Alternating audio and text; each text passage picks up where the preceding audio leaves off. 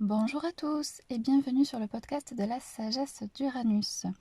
Cet épisode pour vous présenter la nouvelle lune en Capricorne, comme on dit la première nouvelle lune de l'année. Ce qui est bien, c'est que justement, comme elle se trouve à se réaliser en Capricorne, au 28e degré, on va pouvoir être soutenu dans notre posture intérieure et se positionner un peu plus franchement dans notre environnement. Donc, c'est vraiment une énergie où on va pouvoir, au-delà de poser des bases et des limites saines et solides dans l'idéal, quelque chose qui va nous permettre de générer la durabilité. C'est-à-dire que tout ce qu'on va faire à partir de soi dans une nouvelle organisation, du bon sens, en raccord avec nos valeurs profondes, vraiment dans cette capacité à être en relation avec justement nos profondeurs et de tout ce qu'on a pu faire évoluer et comprendre de soi en 2025. En 2026, c'est l'étape d'après dans notre transformation où on va pouvoir vraiment agir pour s'engager. Donc, on a une mise en lumière sur nos convictions et sur la capacité que l'on a ou que l'on a besoin encore de faire évoluer pour pouvoir nous approprier de l'espace, un rôle social, poser à long terme des actions. Donc vraiment la notion de s'engager au service de son bien-être, parce qu'on se retrouve également avec un ascendant vierge pendant cette nouvelle lune, cette ouverture à l'autre, à bâtir à long terme, mais sans jamais perdre de vue le centre qui est le nôtre. Donc pour ça, vous pourriez très bien revoir un petit peu certaines organisations concernant vos liens, vos partenariats, des personnes que vous avez besoin de mobiliser ou votre propre comportement aussi pour avoir de meilleurs partenaires à l'avenir. C'est comme si nous sommes maintenant conscients de ce que nous devons faire pour changer justement notre manière d'être pour vivre avec l'autre également. Donc, il n'y a rien d'acquis, bien évidemment, puisque ce sont les premières bases, c'est de nouvelles rencontres, un ajustement avec ceux que l'on veut garder dans notre vie, j'ai envie de dire. Et puis aussi une démarche intérieure par rapport à la rupture de certaines croyances que l'on a encore besoin de faire. C'est-à-dire que la position de Mercure, du fait qu'on soit avec un ascendant en Vierge, puisque Mercure est le maître de la Vierge, et qu'en plus il est rétrograde, il y a toute une démarche en lien avec notre état psychique, encore une fois. Mais cette fois-ci, c'est pas pareil que ce que l'on a pu comprendre de soi précédemment. C'est vraiment dans la concrétisation de nos actions. C'est-à-dire qu'à partir du moment où on se rend compte de nos propres limites, dont je vous ai parlé la dernière fois, on va pouvoir là aller dans qui je suis pour se relier, s'intégrer. Alors s'intégrer à un mouvement, à un groupe, à quelque chose qui est vraiment en lien avec nos convictions, ce qu'on a besoin de bâtir, des projets qui sont un peu précurseurs de tout ce qui va s'amener pour nous à plus long terme. Donc, par exemple, personnellement, je vais déposer mon agrément pour devenir assistante maternelle, je déménage, je commence du coup à avoir ce qu'il me manquait pour pouvoir en fait me positionner, me mettre en relation et vraiment enclencher ce qui va générer ma nouvelle carrière professionnelle. Donc forcément, c'est un nouveau grand cycle qui s'ouvre et en plus, nous sommes en année 1. Donc tous ceux qui, comme moi, sont en transition professionnelle ou en tout cas upgrade leurs conditions, que ce soit professionnelles ou personnelles, automatiquement, ça va générer un changement qui va s'inscrire vraiment durablement. Donc c'est pour ça que c'est comme si actuellement on changeait un petit peu aussi nos plans et la manière dont on veut du coup se positionner. Parce que si la posture intérieure a évolué, maintenant c'est grâce à l'action, en agissant et en ayant conscience de ce que l'on fait, qu'enfin on fait quelque chose avec choix. Alors que peut-être que dans le passé, il y a pu avoir des décisions ou des circonstances pour lesquelles vous auriez pu penser, en fait, j'ai pas le choix. Les portes s'ouvrent pas, donc je dois faire ça plutôt que ça. Prendre un travail alimentaire, alors qu'en fait, ma volonté et ma passion, c'est plutôt ça. Et en fait, à un moment donné, à force de faire toujours des compromis, en fait, on se perd. Et c'est comme si là, en ce début d'année, on se recentrait et on a la capacité d'être plus mature et d'aller jusqu'au bout durablement de ce auquel on croit. Donc c'est pour ça que si vous doutez encore, en fait c'est pas réel. C'est très certainement une pensée que vous vous êtes encore racontée pendant longtemps et en fait elle est tellement banalisée et habituelle cette réflexion que vous ne vous rendez même pas compte qu'elle n'a rien à voir avec la réalité. Que en gros vous parlez pour rien dire quoi. C'est vraiment cette réflexion en fait qui passe ou qui est dite et juste pour se justifier de quelque chose alors qu'en fait il n'y a aucune justification à faire et en plus ça n'a rien à voir avec l'instant présent. Vraiment un vieux truc là qui peut encore ressurgir ou que vous pourriez voir alors que jusque là eh bien c'était ok et là c'est comme si même vous-même vous pouviez être en capacité de vous dire mais attends pourquoi je continue à raconter ça. Et à ce moment-là, grâce à ça, ça va vous permettre aussi de vraiment faire du changement au niveau de vos relations, au niveau de votre environnement social proche. Ensuite, automatiquement, si on est au cœur de ce qui est important pour soi, et que l'on change sa manière de penser, on se rend compte aussi que tout ce que l'on fait, c'est quelque chose qui ne vient plus justement d'un état plaintif, mais vraiment dans une mise en marche de créer un nouveau plan d'action et même peut-être d'être en contre-attaque par rapport à ce qui a pu être fait dans le passé. C'est-à-dire que pour des projets qui sont déjà actifs depuis quelque temps, mais où à un moment donné il y a des réglementations, quelque chose en fait qui vient freiner, qui vient faire obstacle, barrage à votre développement.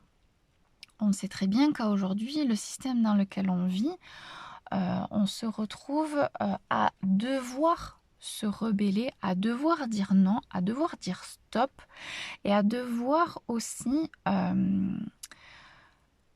changer les règles du jeu en s'impliquant davantage. Parce que si jusque-là on était en mode survie compromis, maintenant en ayant accepté certaines règles malgré les vraies convictions, il est possible qu'on continue à nous en demander toujours plus, alors qu'en fait, là, la limite a été plus qu'atteinte, en fait. Et il n'y a plus de négociation possible. Donc, à un moment donné, il y a aussi cette démarche à devoir parler vrai, juste et droit. Donc, dans le fait d'agir et de se sentir aussi dans une forme de légitimité à pouvoir dire non et dire stop, c'est quelque chose qui va pouvoir être porté pour certains d'entre vous et peut-être que je pourrais en faire partie parce que quand on se retrouve à savoir ce que l'on veut, à s'intégrer à partir des règles du collectif, mais que malheureusement la vision du collectif a évolué mais que ces règles ne changent pas, il y a quelque chose à un moment donné qui fait que c'est la confrontation. Et d'ailleurs, c'est très intéressant parce qu'il y a un groupe de personnes qui officiellement, à partir du 26 janvier, se retrouvent du coup en justice contre l'État pour pouvoir dénoncer justement le fait que des agriculteurs, malgré le fait d'avoir créé des habitats qui sont démontables, et bien malgré toute la bonne convention, de nouvelles règles, de nouvelles pressions politiques se positionnent en défaveur du développement justement de l'agriculture, de ces personnes en fait qui œuvrent pour soigner notre terre, la cultiver et en vivre. Donc au-delà du coup de ce qui s'est passé il y a quelque temps avec les élevages, là quelque chose vient vraiment être mis en lumière sur la terre, comment on bâtit, quelles sont nos fondations, qu'est-ce qui nous manque et qu'est-ce que nous ne pouvons plus accepter. Donc c'est assez intéressant aussi parfois de se rendre compte des événements qui peuvent se positionner aussi sur le plan social collectif et de voir là à aujourd'hui et vraiment mais de plus en plus j'ai l'impression de voir que de ça sur les réseaux sociaux, des sujets et des rébellions entre guillemets ou des dénonciations qui appuient les transits planétaires actuels. Donc du coup, là, je suis un peu plus active sur les stories Instagram pour justement partager en fait des informations que je découvre sur ces thématiques-là et de dire en fait oui, il est temps du coup que l'on s'engage avec conviction dans quelque chose qui ne fonctionne plus. Donc c'est un peu à l'image de quelque chose qui va être le premier pas vers la révolution, j'ai envie de dire, française, qui va de nouveau s'organiser avec Pluton en Verseau. Donc voilà pour ça. Après, quoi vous dire d'autre je pense vraiment que cette année, en fait, on va aussi, grâce à ce qui se passe là pour ce mois de janvier, sur le plan collectif et aussi à l'intérieur de nous, dans toutes nos compréhensions et nouvelles perceptions aussi, état d'esprit que l'on peut avoir,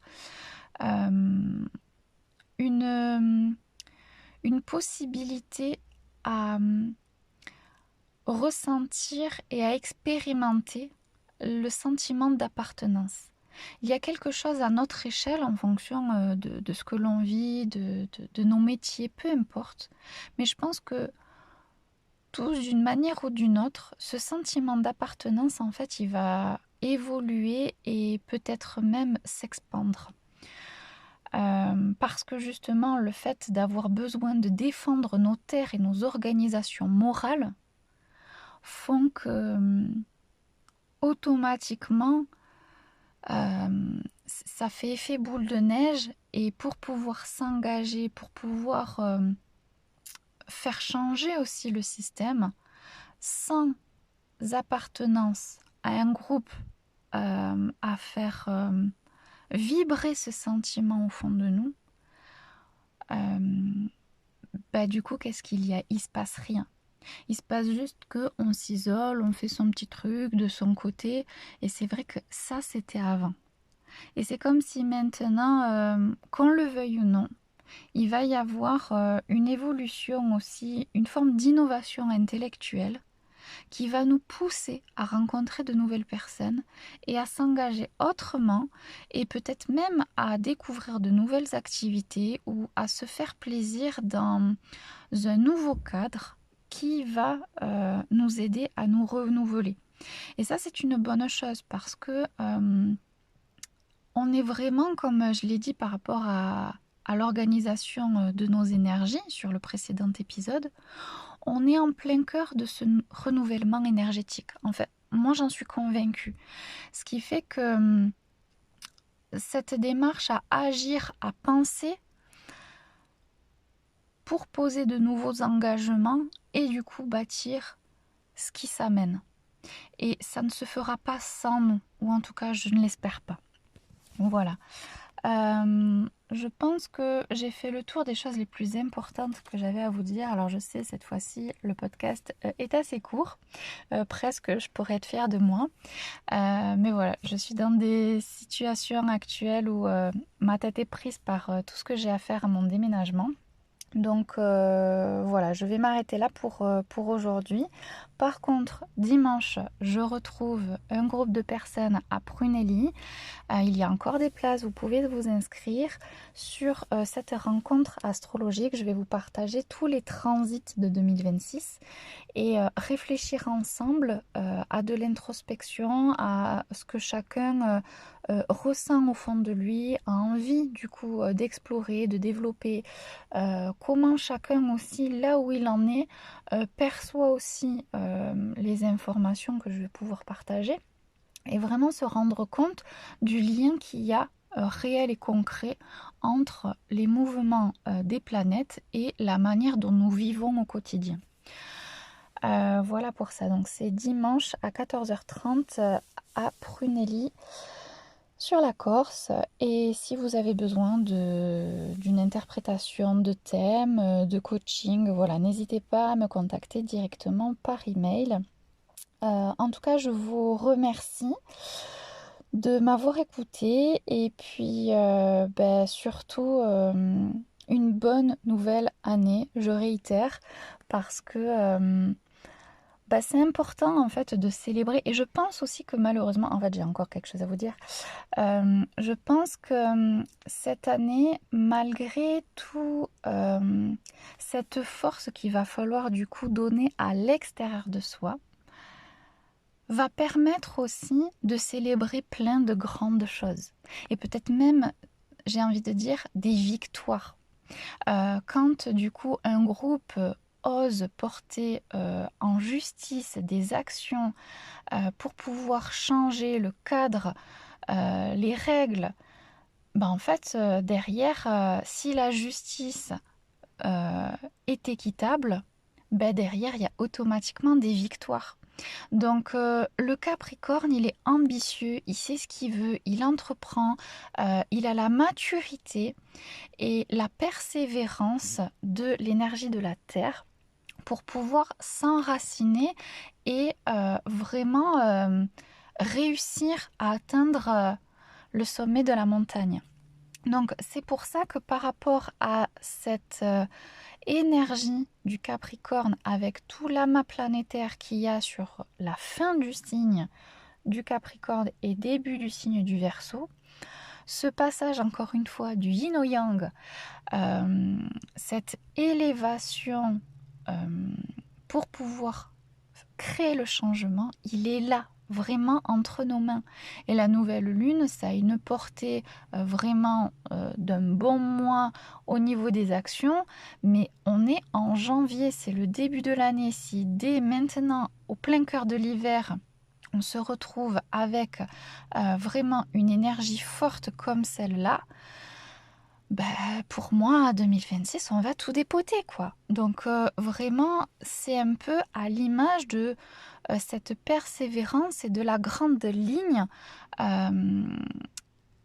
que l'on va du coup mener un pas après l'autre en restant la tête droite jusqu'à la fin de l'année, quoi.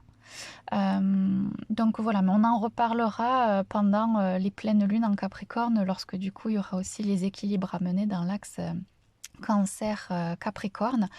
Mais voilà, vraiment, soyez fiers de vous, la tête haute, un plan d'action, prêt à contrecarrer ce qui ne conviendra pas à ce dont vous êtes convaincu qu'il est temps de mettre en place pour vivre autrement.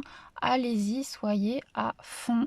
Par contre, bien sûr, essayez de mesurer vos mots et de ne pas positionner vos peurs, mais vraiment ce courage, ce feu intérieur, quelque chose qui est vraiment porteur d'un avenir pour tous. On n'est plus dans quelque chose d'individuel, là on s'ouvre au collectif. Donc voilà, affaire à suivre. Et puis à bientôt pour le prochain épisode.